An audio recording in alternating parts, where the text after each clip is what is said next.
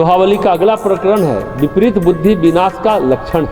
सभा सुयोधन की शकुनी सुमति सराहन जोग, द्रोण विदुर भीषम हरि ही कहीं प्रपंची लोग। दुर्योधन की सभा में अत्यंत नीच स्वभाव वाला शकुनी ही श्रेष्ठ बुद्धिमान और सराहनीय माना जाता था। गुरु द्रोणाचार्य, महात्मा विदुर, पितामह भीष्म और भगवान श्री कृष्ण को उस सभा के लोग प्रपंची कहते थे।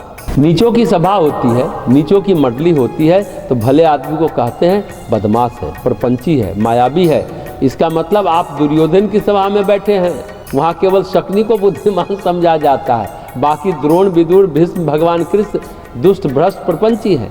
वहाँ पर सराहनीय है शकुनी। मतलब दुर्जनों की सभा कभी सज्जनों की सराहना नहीं करती। दुर्जनों की सभा में सज्जनों की निंदा हो रही हो तो प्रसन्न हो जाइए, बस मुस्कुराते रहिए। अगला दोहा है पांडु सुवन की सदसिते नीको रिपु हित जानी, हरिहर सम सब मानियत मोह ज्ञान की बानी। और पांडवों की सभा में सब लोग उन्हीं द्रोण और भीष्म को यह भली भांति जानते हुए भी कि हमारे शत्रु कर्मों के मित्र हैं, भगवान विष्णु और शिव के समान मानते थे। ज्ञान और ज्ञान की वाणी का यही भेद है। भगवान श्री कृष्ण प्रत्यक्ष ही पांडवों के सहायक और पूज्य थे। महात्मा विदुर जी युद्ध से अलग थे ही। द्रोण और भीष्म कर्मों की ओर से सेना नायक थे। तथापि यथार्थ ज्ञान के अभ्यासी पांडवों की सभा में सब लोग उन्हें यथार्थ में ही पूज्य समझते थे।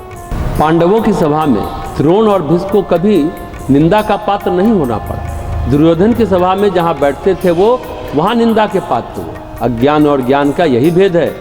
एक बार की बात है, पांडवों की सभा में चर्चा चल रही थी तो शिखंडी भीष्म की निंदा करने लगा, कहने लगा कि ये कब मरेगा, इसको लोग महात्मा मानते हैं, ये कैसे महात्मा हुआ। तो शिखंडी से भगवान कृष्ण बोले भीष्म महात्मा हैं, तुम अपनी मनोग्रंथियों के कारण उनसे पीड़ित हो। तो वो पीड़ा तुम्हें भीष्म ने नहीं दी थी, पीड़ा तुमने स्वयं अपने आप को दी है। भीष्म पितामह ने तो उस समय भी अम्बा को राजा साल्व के पास सम्मान के साथ भेजा था। अगर तुमको साल्व के साथ नहीं जाना था तो भीष्म तो अपने भाइयों के साथ तुम्हारा विवाह करना चाहते थे, किया तुमने नहीं। तुमने अपनी मनोग्रंथियों का बोझ भीष्म पर डाल रखा है। अरे मूर्ख शिखंडी, भीष्म महात्मा है और महात्मा बने रहेंगे। और ध्यान से सुन, पहले तो भीष्म ने तेरे ऊपर दया करके छोड़ दिया, वे धर्म की लीक समझकर चुप रहे। जिन शक्तियों के स्वामी और मालिक हैं, तेरे जैसे योद्धा को तो एक पल में नष्ट कर दें, पर उन्होंने दया कर तुम्हें छोड़ दिया। पर उनकी दया को पहचाना नहीं और अपने कुकर्मों का बोझ उन पर लादता रहा। भले ही तेरे बाण से मारे जाएंगे, पर भीष्म महात्मा थे, महात्मा हैं और महात्मा रहेंगे।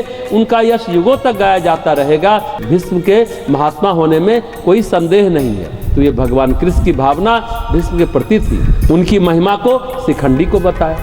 बात बस इतनी है, जो साधुता की परख रखने वाले हैं वो साधु जनों की महिमा ही कहने वाले हैं।